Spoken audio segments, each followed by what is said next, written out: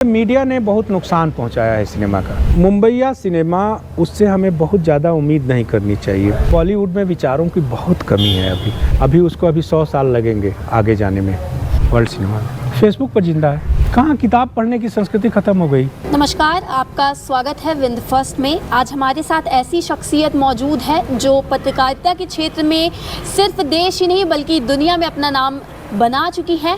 50 से ज़्यादा देशों में होने वाले समारोह, फिल्म फेस्टिवल हो या कोई भी कार्यक्रम हो, नोबेल पुरस्कार से सम्मानित किए जाने वाले समारोह में अजीत राय, जो कि सीनियर जर्नलिस्ट हैं, इन्हें बुलाया जाता है। कांस फिल्म फेस्टिवल, जो कि एक प्रतिष्ठित फिल्म फेस्टिवल कहा जाता है, उनके द्वारा इन्हें सर्वश्रेष्ठ सांस्कृतिक पत्रकार के रूप में नाम इनका दर्ज किया गया है, दर्जा प्राप्त है इन्हें। आज हम इनसे जानेंगे कुछ फिल्मों के बारे में, कुछ सिनेमा के बारे में और कुछ भारत के बारे में कि भारत दुनिया में, वर्ल्ड सिनेमा में कहाँ अपनी जगह बनाता है। बहुत बहुत स्वागत है आपका। सबसे पहला मेरा सवाल यही है कि OTT के ज़माने में फिल्म फेस्टिवल का क्या रोल है, क्या ज़रूरत है छोटे क्षेत्रों में फिल्म फेस्टिवल की?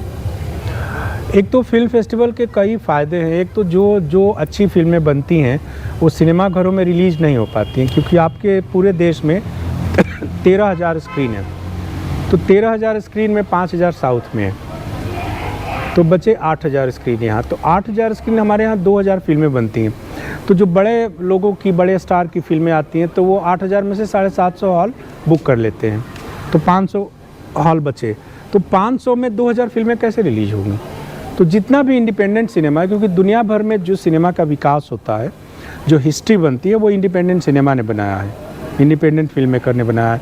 अमेरिका में भी हॉलीवुड के होने के बावजूद, जो दुनिया की सबसे ताकतवर इंडस्ट्री है, इंडिपेंडेंट सिनेमा, जिम जारमुश और बहुत सारे लोग जो उसके पायनियर रहे हैं, तो उसके लिए फिल्म फेस्टिवल ज़रूरी है कि अच्छे दर्शक को अच्छी फिल्में दिखाई जाए। भारत में आप बॉलीवुड को कैसे देखते हैं कि बॉलीवुड में कैसी फिल्में दिखाई जा रही हैं या उसका स्तर क्या है?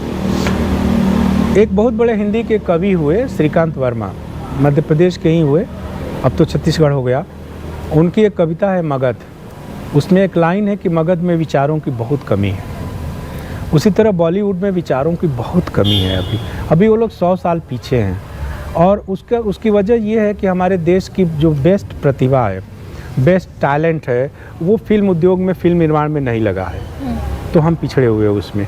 दूसरे इलाकों में लगा है, जैसे साइंस में है, टेक्नोलॉजी में है, IT इंडस्ट्री में है, क्राइम में है, दूसरी जगहों में है, बिजनेस में है। तो इसलिए वहाँ से बहुत ज़्यादा उम्मीद नहीं की जा सकती बॉलीवुड से। बॉलीवुड पूरे देश के सिनेमा का एक हिस्सा है।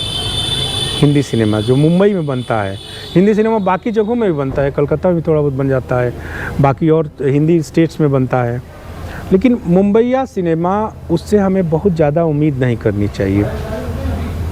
तो मेरी निगाह में वो बहुत अभी 100 साल लगेंगे आगे जाने में। आप एक साहित्यकार भी हैं, एक तरह से लेखक हैं। 5,000 लेख जो हैं वो आपके प्रकाशित हो चुके हैं। ऐसा नहीं कहा जा सकता है, किसी भी अखबार का मैं नाम नहीं ले सकती हूँ राष्ट्रीय की जिसमें अजीत राय जी ने काम ना किया हो। सभी राष्ट्रीय अखबारों में काम कर चुके हैं, नेशनल मीडिया में काम कर चुके हैं। तो आप कैसे देखते हैं कि मीडिया किस तरह से सिनेमा को आगे लेकर आ रही है? या मीडिया में, जो मीडिया एक माध्यम है, तो सिनेमा भी एक माध्यम है लोगों के पास मैसेज पहुँचाने का। फिल्म फेस्टिवल में वो फिल्में दिखाई जाती हैं जो संदेश देती हैं, उन संदेश देने वाली चीज़ों का उपयोग सिनेमा में हो ही नहीं रहा है। तो इसको आप कैसे देखते हैं कि आने वाला जो समय है वो कैसा है? देखिए, आने वाला समय कंटेंट का है। आप देखिए कि बहुत सारी फिल्में ऐसी है जिनमें आप हीरो हीरोइन को पहचान नहीं सकते, अच्छे कलाकार हैं वो लोग, लेकिन वो सोशल मीडिया के माध्यम से ज़्यादा अच्छे से वो जा रहे हैं लोगों के बीच। हमारा main stream media star driven है, जैसे हमारा बॉलीवुड भी स्टार ड्रिवन है। दुनिया का कोई भी देश का अच्छा सिनेमा स्टार ड्रिवन नहीं होता, डायरेक्टर बनाता है। हमारे यहाँ डायरेक्टर जो स्टार हैं उस पर बहुत सारा इन्वेस्टमेंट है पैसे का। जैसे मान लीजिए 200 करोड़ की कोई फिल्म है, तो उसमें 100 करोड़ तो उसका हीरो ही ले लेता है, तो 100 को बचता ही नहीं पैसा दूसरी चीज़ों के लिए। तो इसलिए मीडिया ने बहुत नुकसान पहुंचाया है सिनेमा का, मेन स्ट्रीम मीडिया ने। उसने एक छोटी सी चीज़ को लार्जर दैन लाइफ प्रोजेक्ट कर दिया है सोसाइटी में। स्टार को, हीरो को, हीरोइन को, बॉलीवुड को, तो एक पूरा कूड़ा कचरे का जो पूरा गार्बेज है वो रोज़ हमारे ऊपर थोपा जा रहा है, हमारे अखबारों में और हमारे चैनलों में, डिजिटल मीडिया में। और झूठ, जैसे पूरा डिजिटल मीडिया 60% डिजिटल मीडिया झूठ पर आधारित है। जैसे एक उदाहरण दूँ, एक नामी अखबार का नाम नहीं लूँगा, लेकिन डिजिटल मीडिया में आया कि इस एक्टर की फिल्म ने 8 ऑस्कर अवार्ड जीते, टाइटल। तो आप उसके चक्कर में उसको क्लिक करेंगे, आपने क्लिक किया, उनका काम हो गया। अब आप उसमें झूठी खबर पढ़िए। तो पता चला कि गांधी फिल्म में पंकज कपूर ने बेन किंग्सले को डब किया था, आवाज़ दी थी अपनी हिंदी वर्सन में। तो वो पंकज कपूर की फिल्म थोड़े थी गांधी, तो बेन किंग्सले की फिल्म थी और इंग्लिश ब्रिटिश फिल्म थी, उसको 8 ऑस्कर अवार्ड मिले। लेकिन टाइटल क्या है, इस कलाकार को की फिल्म को 8 ऑस्कर मिले। तो झूठ है पूरा का पूरा।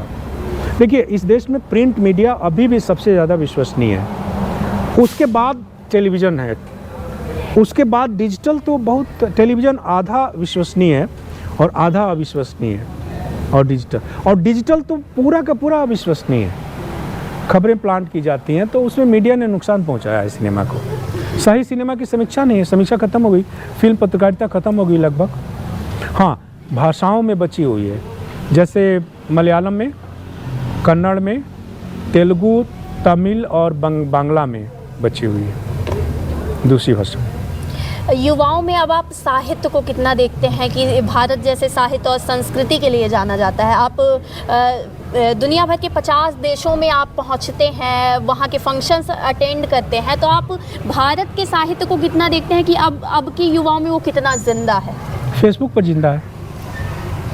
कहाँ किताब पढ़ने की संस्कृति खत्म हो गई, और बड़े बड़े लेखक थे वो मर खप गए, तो कोई आइकन नहीं बचा हिंदी समाज का। कोई ऐसा बड़ा सेलिब्रिटी राइटर अब हमारे बीच नहीं है। एक दो हैं, जैसे उदय प्रकाश हैं, और भी कई लोग हैं, लेकिन अधिकतर लोग चले गए और नई पीढ़ी बनी नहीं उस तरह से। तो हम एक सोशल मीडिया के युग में जी रहे हैं। फेसबुक पर महान कविता लिखी जा रही है, महान कविता पढ़ी जा रही है, उसमें भी बुराई नहीं है, मैं उसको अच्छे और बुरे के सेंस में नहीं लेता। वो एक प्रवृत्ति है जो इस समय की प्रवृत्ति है, तत्काल, तत्क्षण, अभी ही कुछ हो जाना है, सब कुछ अभी ही कर लेना है। तो थोड़ा सा धीरज के साथ हिंदी साहित्य में कुछ नया बहुत बड़ा होना अभी बाकी है। भारतीय सिनेमा को आप वर्ल्ड सिनेमा में कहाँ पाते हैं? 100 साल पीछे। कुछ भाषाएं हैं और कुछ फिल्मकार हैं जो सिनेमा के खुदा माने जाते हैं वर्ल्ड लेवल पर, जैसे सत्यजीत रे उनमें एक हैं। सत्यजीत रे को आप दुनिया के 5000 फिल्म मेकर से पूछे, बड़े बड़े, वो जानते हैं, लेकिन अमिताभ बच्चन को नहीं जानते, शाहरुख खान को नहीं जानते। इन लोगों को छोटे मोटे सर्किल में, जैसे मुस्लिम देशों में, और वो भी पाकिस्तान, इंडिया के लोग उनके लिए ताली बजाते हैं। कोई नहीं, हॉलीवुड में कोई हैसियत नहीं हमारी। तो वर्ल्ड सिनेमा में बिजनेस वाइज और कंटेंट वाइज कहीं भी हम स्टैंड नहीं करते। 0.5% हमें, जैसे पूरा हमारा ग्लोबल इकोनॉमी है सिनेमा की, वो कई लाख करोड़ की है, उसमें हम केवल 5000 करोड़ हैं। 5000 करोड़ कोई राशि नहीं है। पूरा मुंबई के सारे फिल्मों का टर्नओवर मिला लीजिए, अक्षय कुमार, सारे खान, सारे बच्चन, 5000 करोड़ है। ये जो मैं जूता पहना हूँ, इसकी इंडस्ट्री 36000 करोड़ में है। टेलीविज़न इंडस्ट्री 80000 करोड़ को क्रॉस कर रही है, लेकिन मुंबई सिनेमा की रेवेन्यू उस तरह से नहीं। आपको जो ये आंकड़े आते हैं, हम उसको सच भी मान लें तो साल भर में कितना हुआ? तो साल भर में ब्लॉकबस्टर वो फिल्में जो 500 करोड़ से ऊपर कारोबार की है, जवान है, पठान है, गदर 2 है और एनिमल है, तो 2000 करोड़ हुआ ना, 2000 करोड़ हुआ ना। और बाकी उसमें इन्वेस्टमेंट साल भर में मुंबई सिनेमा में कितना हुआ, तो सब मिला लो तो 5000 करोड़ से ज़्यादा नहीं जाएगा। तो उसमें हम कहीं नहीं है वर्ल्ड सिनेमा में। जी, हमने बात की भारत का स्तर वर्ल्ड सिनेमा में, वर्ल्ड सिनेमा के जानकार जो कि 50 देशों से ज़्यादा के फंक्शन अटेंड करते हैं फिल्मों को लेकर। और एक सबसे बड़ी चीज़ हमें समझने लायक है कि बड़े बड़े थिएटर्स पे हम ज़्यादा पैसे की टिकट खरीद के पहुंचते हैं, छोटे मोटे जो फिल्म फेस्टिवल हमारे क्षेत्र में होते हैं हम उनमें नहीं जाते हैं। साल भर में पता नहीं कितने हर शहरों में, हर राज्यों में फिल्म फेस्टिवल होते हैं, तो ज़्यादातर जब हम वहाँ पहुँचते हैं, 3 दिन का 4 दिन का कार्यक्रम होता है फिल्म फेस्टिवल का, वहाँ पर सिर्फ संदेश देने वाली फिल्में दिखाई जाती हैं ज़्यादातर। तो एक तरह से ये देखा जाए कि अगर भारत में इन चीज़ों को प्रोत्साहित किया जाता है। सर ने अभी युवाओं पे भी बात की कि साहित्य कितना जिंदा है, तो इसकी भी सर ने हालत बताई है कि साहित्य किताबें पढ़ना लोग छोड़ रहे हैं, तो किताबें पढ़ना, साहित्य से जुड़े रहना ये हमारी संस्कृति है और अजीत राय जी उसी को आगे ले जाने की कोशिश कर रहे हैं और यही बात कह रहे हैं कि आगे आने वाले समय में हो सकता है कि नौजवान जो है वो कुछ कर सके। बहुत बहुत धन्यवाद विंद फर्स्ट से बात करने के लिए, हमारे दर्शकों को कुछ ऊर्जावान चीज़ें बताने के लिए बहुत बहुत धन्यवाद।